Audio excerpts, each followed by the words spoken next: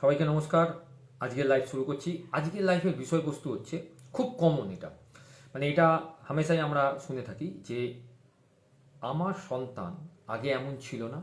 মানে কিরকম ছিল না, আগে খুব কথা বলতো, এখন কথা বলে না। কথাবার্তাটাই সে যেন কেমন একটা ঘোরের মধ্যে থাকে। কেন এটা হয়? এটা অনেকটা ডিপেন্ড করে আমাদের নিজস্ব ভুলভাল কাজের জন্য। বাবা মায়েদের খুব সহজভাবে যদি বোঝানো যায় তাহলে আমি বোঝাতে পারবো আপনাদের যে যখন বাচ্চাটা ছোট থাকে, অর্থাৎ যখন সে 1 2 3 4-এ পড়ছে, তখন তাকে নিয়ে এত বেশি আমরা কেয়ার করি যে সে পড়তে যাচ্ছে, তাকে দিতে যাচ্ছি, কখনো তাকে বকাবকি করছি, কখনো তাকে বিভিন্ন বিষয় নিয়ে সাজেশন দিচ্ছি, কখনো তাকে বলছি যে না এটা করা ঠিক হবে না, ওটা করা ঠিক হবে না, এটা করিস না, ওটা করিস না, এইসব বিভিন্ন রকমের জন্য। প্লাস স্কুলের তো একটা পরিমণ্ডল আছে, সে মন খুলে কথা বলছে না, কারণ আপনি তাকে বকবেন। মন খুলে সে আঁকতে পারছে না, কারণ আঁকার সময়টাতে আপনি তাকে পড়তে বসিয়ে দিচ্ছেন। মন খুলে সে খেলতে পারছে না, খেলার সময় বলে তাদের কিছু নেই, খেলতে যাওয়ার আগেই তার বিভিন্ন রকম অ্যাক্টিভিটির মধ্যে তাকে নিয়ে আসা হচ্ছে। সে কখনোই তার ক্যারাটে করতে ভালো লাগে না, তাকে ক্যারাটেতে পাঠিয়ে দেওয়া হচ্ছে। তার নাচ করতে ভালো লাগে না, তাকে নাচে পাঠিয়ে দেওয়া হচ্ছে। তার গান করতে ভালো লাগে না, তাকে গানে পাঠিয়ে দেওয়া হচ্ছে। তার সাঁতার করতে ভালো লাগে কিন্তু সাঁতারে পাঠানো হচ্ছে না। তার যোগা করতে ভালো লাগে, তাকে যোগায় পাঠানো হচ্ছে না। বা বিভিন্ন রকম আর্ট অ্যান্ড ক্রাফটের কাজ করতে ভালো লাগে কিন্তু সেগুলো করতে দেওয়া হচ্ছে না। অর্থাৎ এই করতে না দেওয়া এবং আপনার ইচ্ছেতে তাকে কথা বলানোর জন্য এই সন্তানরা আগে যেমন ছিল পরবর্তীকালে সেরকম থাকে না। তারা ট্রমাটাইজডের দিকে চলে যায়, নালে অত্যধিক পরিমাণে হাতের বাইরে চলে যায়। দুটো হতে পারে, এক হচ্ছে আপনার সঙ্গে তার বন্ধুত্ব স্থাপন হবে না কখনোই, আর দ্বিতীয় হতে পারে সেই বাচ্চাটা একদম চুপচাপ হয়ে যাবে। চুপচাপ হয়ে গেলে তখন আপনি তার সবচেয়ে বড় শত্রু হতে পারে। আবার সেই যখন আপনার হাতের বাইরে চলে যাবে সেখানেও আপনি বড় শত্রু হতে পারেন। দুটোই কিন্তু নির্ভর করছে আপনি তাকে, সেই বাচ্চাটাকে কিভাবে ছোট থেকে বড় করে তুলছেন।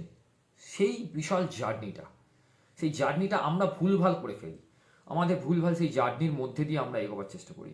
এটা অ্যাকচুয়ালি আমাদেরকে অনেক বেশি ডিমোটিভেট করে দেয়। আমরা কিন্তু এইটাকে বুঝতে চাই না।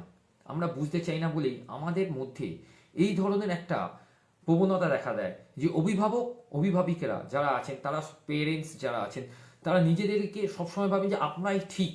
না, আমরা ঠিক নই। আমরা সন্তানের ক্ষেত্রে তো একদমই নই।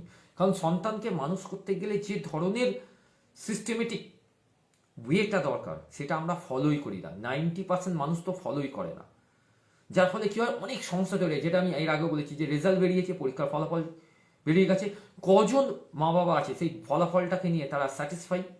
সে ফেলই করুক, পাসই করুক বা কম নাম্বারই পাক, তার স্যাটিসফ্যাকশনটা এসেছে।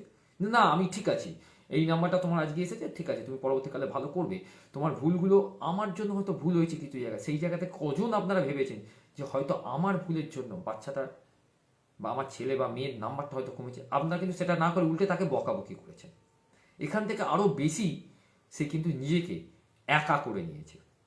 কারণ সে বুঝতে পারছে 7 8 9 5 6 6 যা ক্লাসগুলো বলুন না কেন, তাই কিন্তু আরও বেশি একা করে নিচ্ছে যে না, আমি আর এই ধরনের কথাও শুনবো না, কাজও করবো না। যদি 7 8-এর ছেলেমেয়েরা হয়, আমি তো 8-এ উঠে পড়লাম, ঠিক আছে, এরপর তো আমার হাতেই সব আছে, আমি তো একটু বড় হয়ে গেলাম, আমি মায়েরা কথাই শুনবো না, বাবারা কথাই শুনবো না।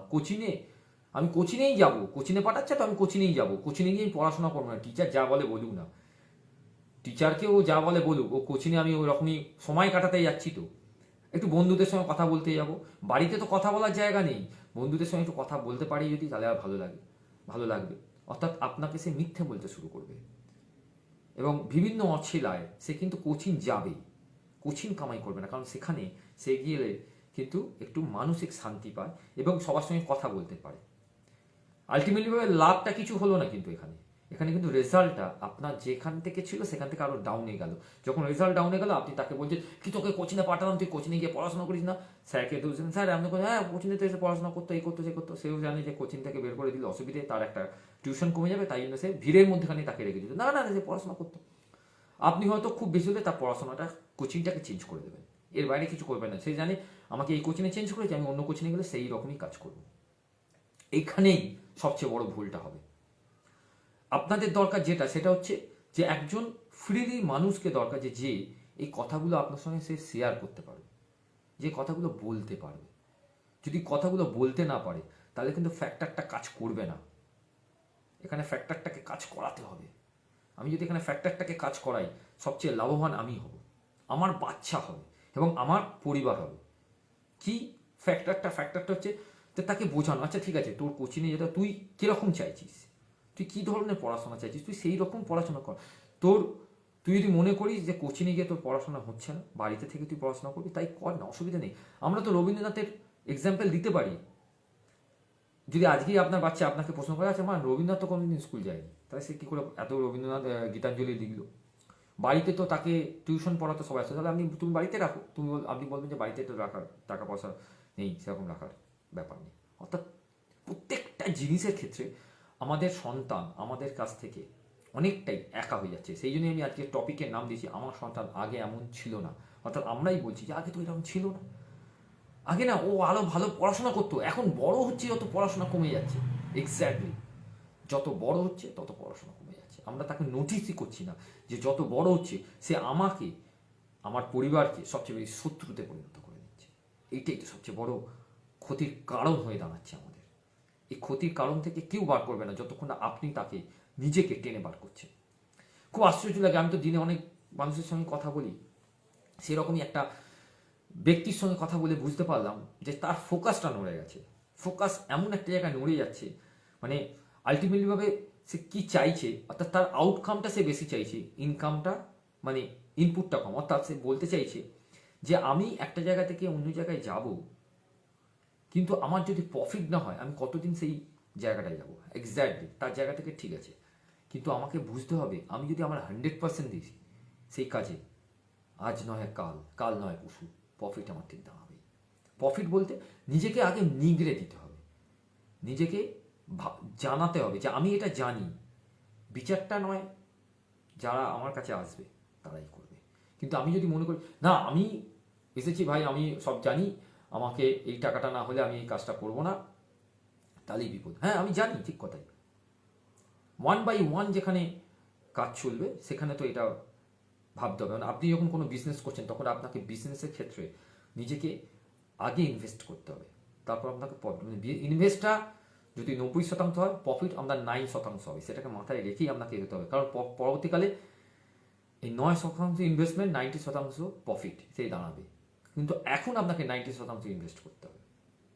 এই লজিকটাই চলতে হবে, এই ফর্মুলাতে চলতে হবে। ঠিক সেমনি সন্তানের ক্ষেত্রেও একই প্যাটার্ন। সন্তানকে আমাদেরকে বুঝতে হবে কি হতে চলেছে, কি হতে পারে। যারা 3 থেকে 4 বা 4 থেকে 5, 4 থেকে 5 উঠেছে, 4 থেকে 5 ঠিক আছে, 4 থেকে 5 উঠেছে, নতুন স্কুল গেছে, তুমি নতুন বন্ধুদের সঙ্গে তুমি আরও ভালো করে সম্পর্ক করে দেখো। নতুন স্কুলে গেছে, নতুন স্কুলে অনেক ভালো ভালো দিদিমণি আছে, তারা কিন্তু সেকেন্ডারি, অনেক স্যার আছেন সেকেন্ডারি, তাদের সঙ্গে ভালো করে কথা বলবে, জানবে কী ধরনের পড়াশোনা হচ্ছে। কারণ প্রাইমারিতে তারা কিন্তু খুব বদমাইশি করতো, খুব দুষ্টুমি করতো, সেখানে প্রাইমারি লেভেলের টিচাররা তাদের হয়তো মানিয়ে নিচ্ছে, কিন্তু সেকেন্ডারি সেখানে মানাবে না। সেকেন্ডারি থেকে কিন্তু হামেশাই রিপোর্টটা আসতে শুরু করবে। তখন কিন্তু আপনি আপনার সন্তানকে আর খুঁজে পাবে না, তখন সেই একটাই কথাই আসবে, আমার সন্তান তো আগে এমন ছিল না, 5 বা 6-এ উঠে মারকুটে হয়ে গেছে, পড়াশোনা করে না, জেদি হয়ে গেছে, রাগ করছে, বিরক্ত প্রকাশ করছে। এগুলো কিন্তু সবই আগে ছিল, সব কটাই আগে ছিল, হট করে কিছু আসে না। কিন্তু সেই প্রকাশটা ধীরে সুস্থে হচ্ছে।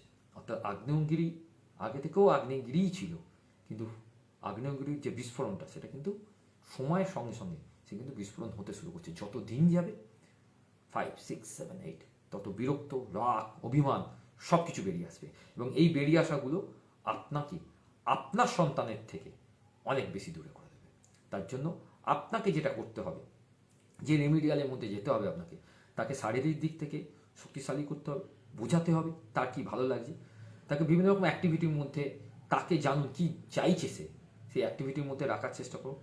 যদি বলবেন স্যার সে যদি মোবাইল চাই, মোবাইল না, মোবাইলের বিকল্প অনেক কিছু আছে, সেরকম অ্যাক্টিভিটির মধ্যে রাখুন। আমার সঙ্গে পরামর্শ করতে পারেন, যদি না চান অন্য কারোর সঙ্গে পরামর্শ করুন, কিন্তু পারফেক্টভাবে তাকে বোঝার চেষ্টা করুন। আগে সর্বোপরি বুঝতে হবে তাকে কি বলতে চাইছে, কি করতে চাইছে, তবে গিয়ে কাজটা ভালো হবে। আজকের এপিসোড এইটুকুনি। আজকে সারাটা দিন আমার যাই কাটুক না কেন, যদি আমি কিছু ভুল করে থাকি, ইউনিভার্স তুমি আমাকে ক্ষমা করে দিও। I forgive me universe. আমি খুব দুঃখিত যে যদি আমার দ্বারা কোনো ভুল হয়ে থাকে। Universe, thank you universe. আমার চোখ, কান, নাক সব কিছু ঠিক আছে, থ্যাংক ইউ ইউনিভার্স। আমার বাড়ির প্রত্যেকটা সদস্যকে তুমি ভালো রেখেছো, মা বাবাকে ভালো রেখেছো, বাচ্চাদের ভালো রেখেছো, প্রত্যেকটা মানুষকে ভালো রেখেছো, thank you universe. Thank you universe. তুমি এই পৃথিবীকে সুন্দর করে রেখেছো, থ্যাংক ইউ ইউনিভার্স। আমার মনকে তুমি খুব শান্ত করে রেখেছো, থ্যাংক ইউ ইউনিভার্স। সব কিছু জিনিসকে তুমি পারফেক্ট রেখেছো, থ্যাংক ইউ ইউনিভার্স। প্রত্যেকটা জিনিসের মধ্যে এভরিথিং, সব কিছু জিনিসের মধ্যে তুমি ব্যালেন্স রেখেছো। I love you universe. এই কারণে যে প্রত্যেকটা জিনিসের মধ্যে আমি নতুনত্ব কিছু খোঁজার চেষ্টা করছি। I love you universe. I love you universe. এই কারণে যে আমরা প্রত্যেকের মধ্যে তোমাকে দেখতে পাচ্ছি, তাই জন্য আই লাভ ইউ ইউনিভার্স। আমার লাইফ এইভাবেই চলবে। বছরের শেষ 2025, শেষ দোরগোড়ায় আমরা দাঁড়িয়ে আছি। সেই শেষ দোরগোড়া থেকে আমরা যদি আমাদের সন্তানকে ভালোভাবে তৈরি করতে চাই, কে থাকবে কে থাকবে না সেটাকে না ভেবে, কে এগিয়ে এলো কে এগিয়ে এলো না না সেটাকে না ভেবে, আমি তো আপনাদের সঙ্গে এগিয়ে এসেছি আপনাদের কাছে। যদি আমাকে আপনারা বন্ধু মনে করেন, সব প্রবলেম আমার সঙ্গে শেয়ার করতে পারেন। আশা করব আমি আমার মতো করে, আমার চোখ দিয়ে যেটা ঠিক সেটাকে দেখেই একটা সুন্দর রেমিডিয়ালের জায়গায় যাব। এর মধ্যে কোনো টাকা পয়সা, অন্য কোনো উদ্দেশ্য থাকবে না। শুধু চাইব আপনার সন্তান যেন কখনোই এই সমাজের স্রোতে ভেসে না গিয়ে সমাজের সুন্দর একটা পরিবেশ তৈরি করার একজন মানুষ হয়ে উঠুক, সত্যিকারের মানুষ। এখন সত্যিকারের মানুষের খুব অভাব। দেখা হচ্ছে কালকে লাইভ, অবশ্যই সন্ধ্যে 7টা নয় 7:30 মধ্যেই আমি শুরু করব। অবশ্যই কালকে লাইভও করবো, কালকে স্যাটারডে করি না কিন্তু করব। হয়তো সানডেটা করবো না, কারণ সানডেটা আমি মাঠে থাকবো। আর মানডে একটা নতুন চমক থাকবে আপনাদের জন্য, কারণ মানডে লাইভগুলো আমি এমন এমন জায়গা দিয়ে করব, একটু ওয়েট করুন। সবাই ভালো থাকবেন। শুভরাত্রি বলছি না, ভালো থাকবেন।